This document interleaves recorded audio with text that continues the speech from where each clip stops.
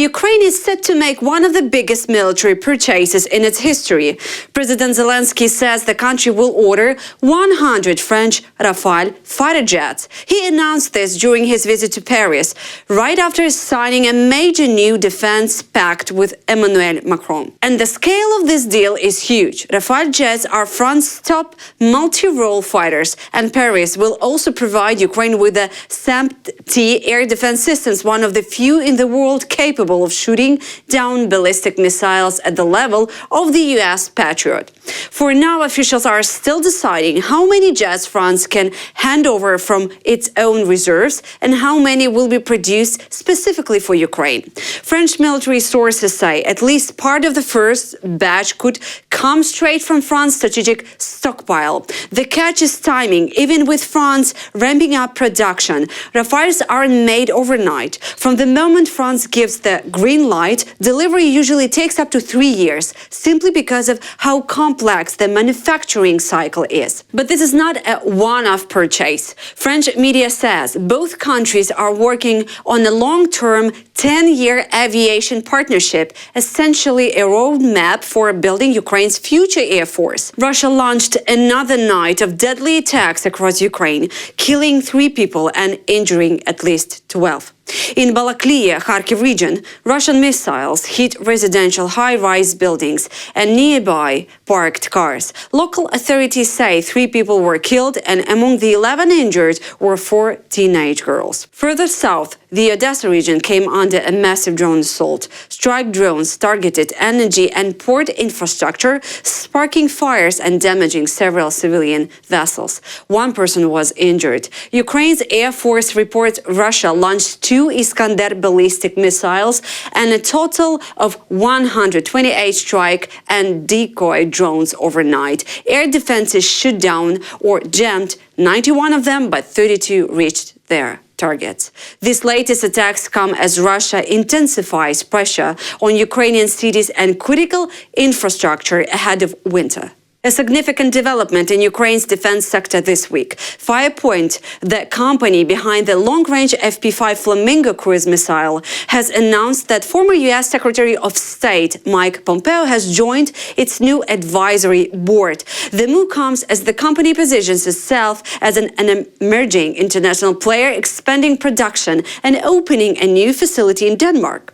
But all of this is unfolding under the shadow of an ongoing anti-corruption investigation.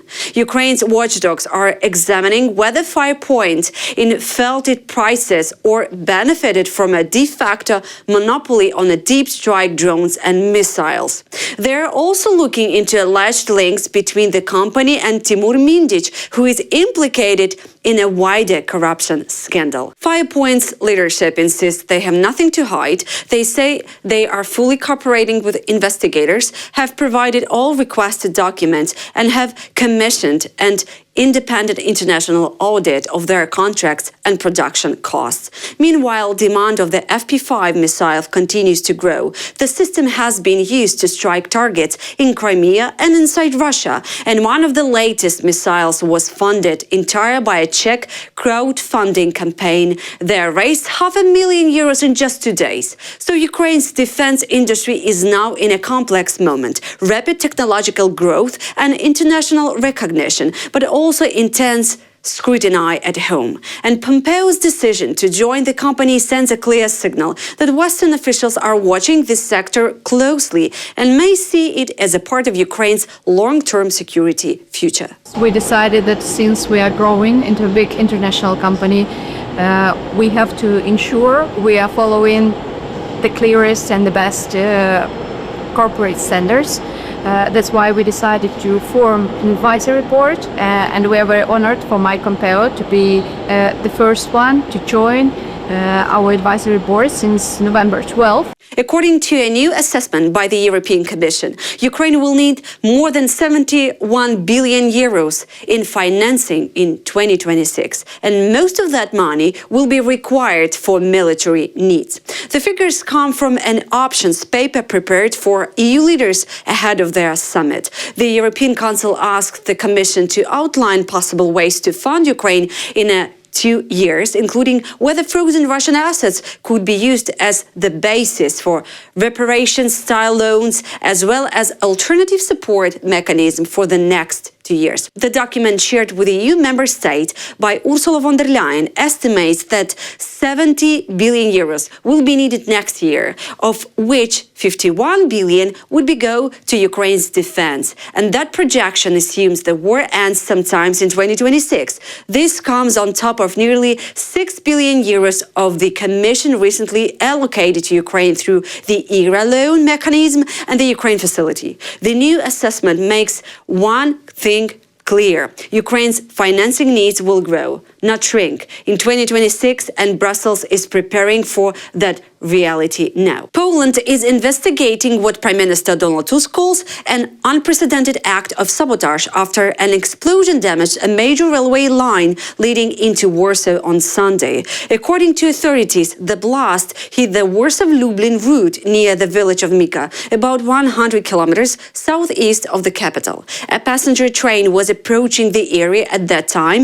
2 passengers and several staff were on board, but no one was injured. A train driver first noticed irregularities on the track around 7:40 a.m. on Sunday when inspectors arrived. They found that an explosion had destroyed part of the rail and later discovered damage at a second location on the same line. Prime Minister Tusk said the incident confirms that the war's fears and pledged that the people behind the attack will be caught regardless of who they are. Poland has detained dozens of individuals over suspected sabotage or espionage since Russia launched its full-scale invasion of Ukraine in 2022. Authorities have not yet said who they believe is responsible for this latest attack. Hungary has officially entered its election season, and it may be the most unpredictable campaign the country has seen in years. With 5 months to go until the vote, Prime Minister Viktor Orbán is facing a serious challenge from a political newcomer with rapidly growing momentum, Peter Magyar. Magyar is a former insider in Orbán's own circle, has transformed himself into the face of change. As the campaign kicks off, he's traveling across the country, especially through rural regions that once reliably backed Orbán, drawing large crowds frustrated by inflation, stagnant wages, and the decline of public services. His message is stark. Hungary has wasted 2 decades and deserves a fresh start. Orbán, who has dominated Hungarian politics for 16 of the past 20 years, is responding with a familiar strategy. He's portraying Magyar as a threat for Hungary's stability, even suggesting he would drag the country toward the war in Ukraine.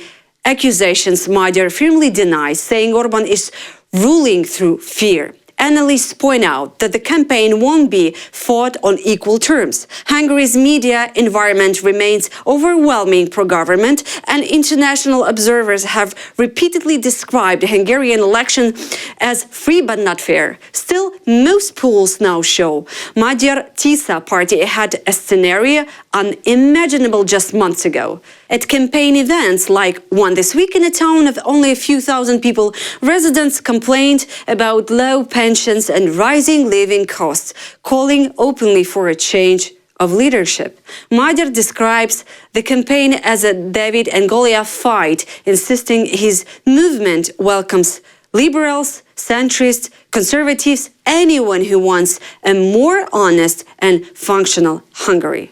We mourn the past 20 years, the 20 years that have been wasted, the enormous opportunities that have been missed, which could have been used to build a functioning, European, civil, cheerful, and humane country. Black is a fitting color for Viktor Orbán, because he has become the coffin bearer of this country. Meanwhile, Hungary continues to face economic pressure. Billions of euros in EU funds remain frozen over corruption and rule of law issues, further weakening Orbán's position as he enters the campaign. Orbán looks sure it's not his responsibility. The left wing has become intellectually and spiritually empty. It is nothing more than a crowd of people who have come together to gain power. That is the situation, and it is rather regrettable. The election is still months away, but the tone is already set. Sharp, emotional and high stakes. And for the first time in more than a decade, Orban is heading into a campaign when he is not the clear favorite. That's all for now. For more content, please subscribe.